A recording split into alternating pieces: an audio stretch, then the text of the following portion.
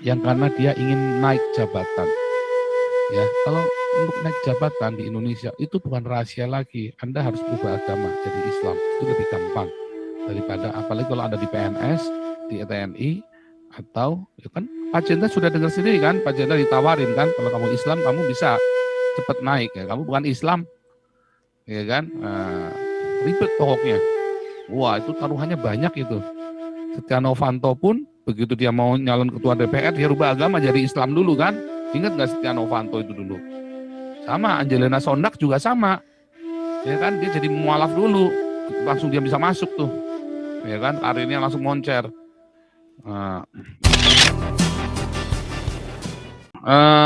Kita start ya. Saya akan cerita sedikit ya tentang ini ya, tentang bisnis mualaf dan murtadin ini ya.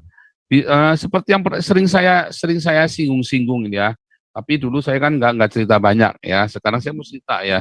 Ini kita cerita bisnis mualaf dulu ya. Bisnis mualaf itu banyak orang-orang ya yang menjadi mualaf ya 90%.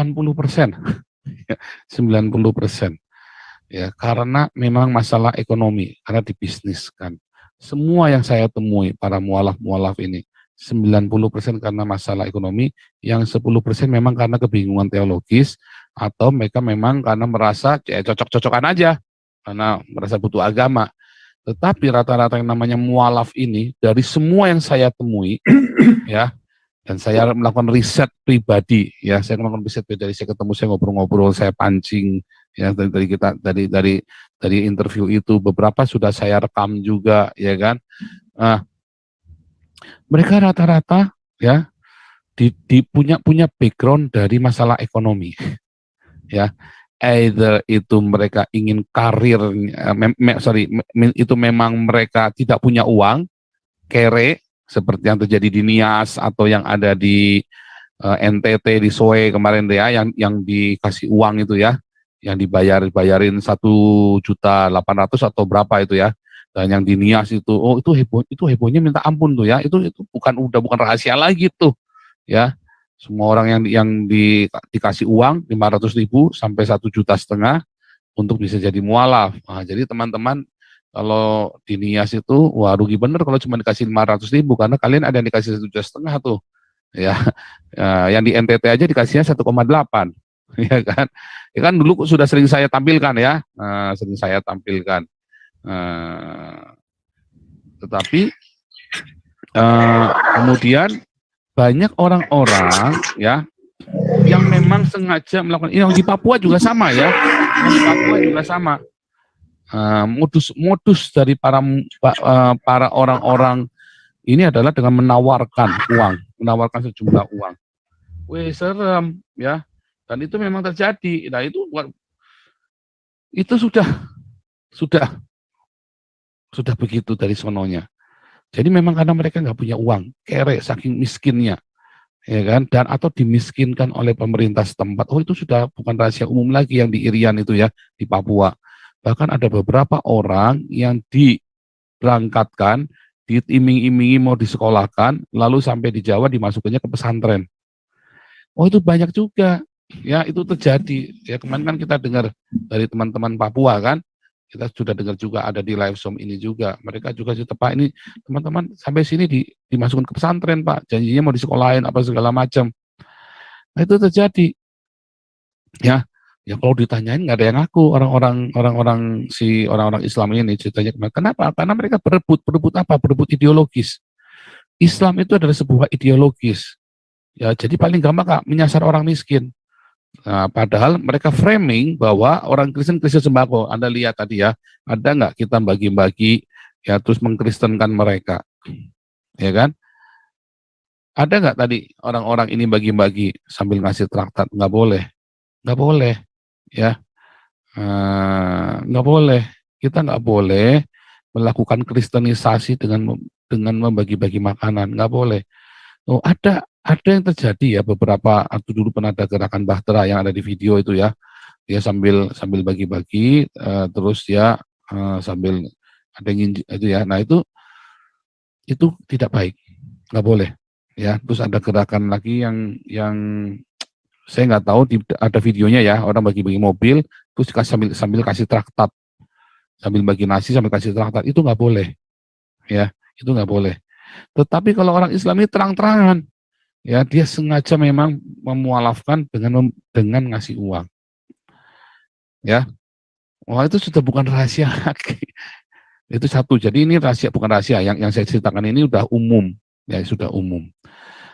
Nah, yang kedua, yang karena dia ingin naik jabatan, ya. Kalau untuk naik jabatan di Indonesia itu bukan rahasia lagi. Anda harus berubah agama jadi Islam. Itu lebih gampang daripada apalagi kalau Anda di PNS, di TNI atau ya kan Pak Jenderal sudah dengar sendiri kan, Pak Jenderal ditawarin kan, kalau kamu Islam kamu bisa cepat naik ya. Kamu bukan Islam, ya kan?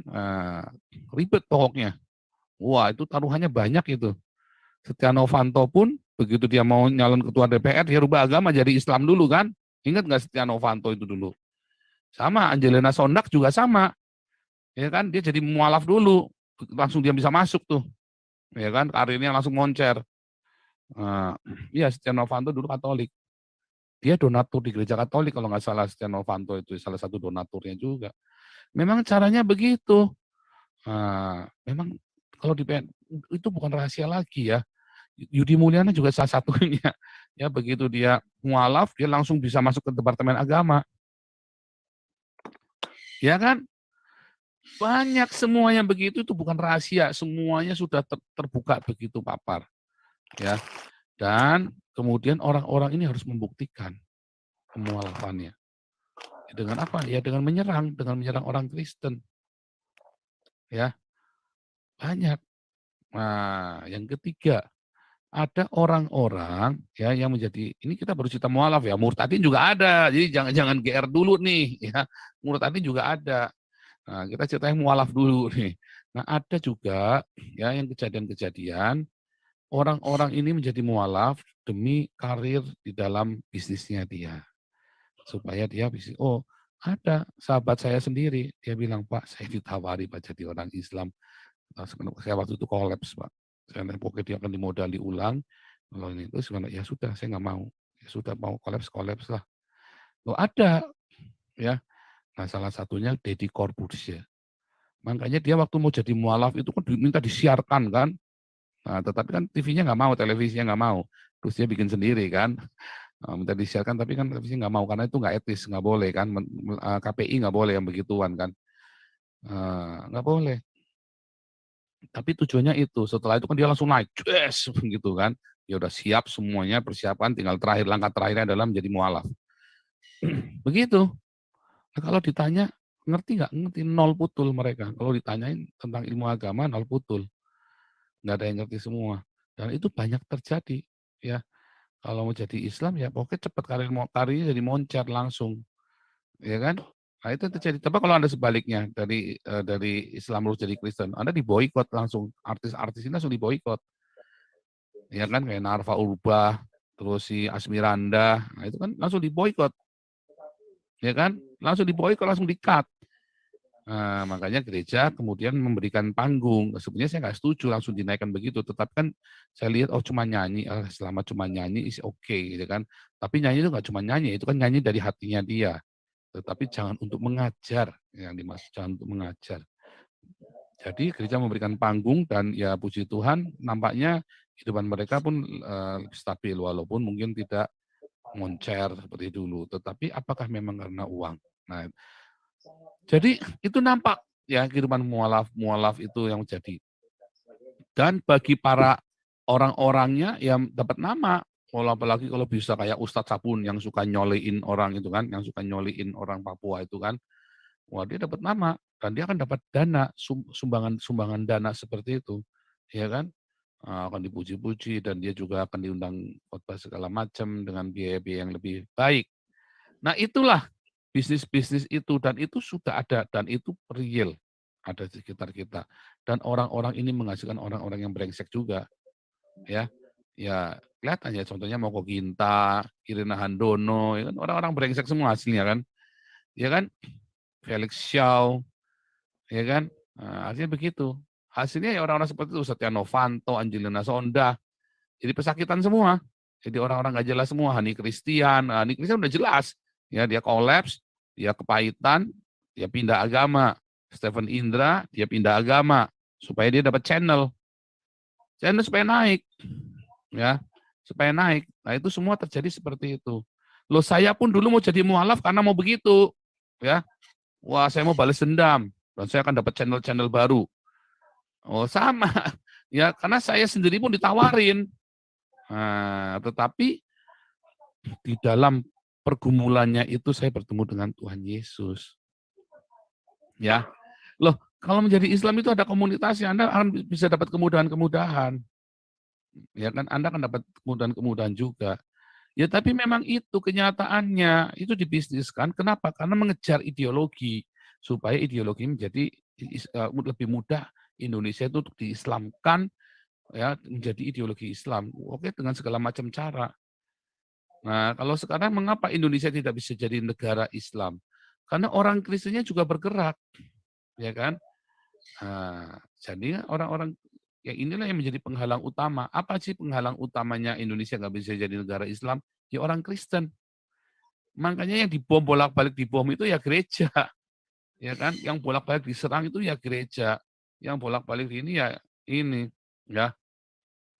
Nah, jadi itulah yang terjadi, ya itu yang terjadi. Nah, makanya sekarang ini ya, kalau Anda ngelihat mualaf itu nggak usah terus Anda merasa wah heboh apa gimana, biasa aja lagi. Semua itu balik-balik ujungnya duit kok. Makanya Nabi Karl Marx itu bersabda, ya agama itu candu masyarakat, Tuhan mereka adalah perut mereka. Ujung-ujungnya duit. Ustadz-ustadznya yang memualaf pun ujung-ujungnya duit. Bisnis. Sebentar, jangan GR dulu ya. Di Kristen pun sama loh. Di Kristen pun sama. Hati-hati. Hati-hati. Nah, itulah yang menghasilkan orang-orang bajingan itu. Yang menghasilkan gerakan di Kristen pun sama. Nggak berbeda. Ya kan? Hanya bedanya, apa di mana bedanya? Bedanya di dalam Kristen, orang itu akan rontok sendiri. Rontok. Kenapa? Karena kalau di dalam Islam yang dikejar itu cuma ritual saja. Asal kamu lakukan ritual itu udah cukup. Di Kristen enggak, hatimu dihajar tuh sama Tuhan. Sekali Anda bilang mengakui Tuhan dan dibaptis, oh akan dikejar. Akan dihabiskan hidupmu oleh Tuhan. Nah, hati-hati jangan mempermainkan kasih karunia. Ya, makanya selalu mudah ketahuan.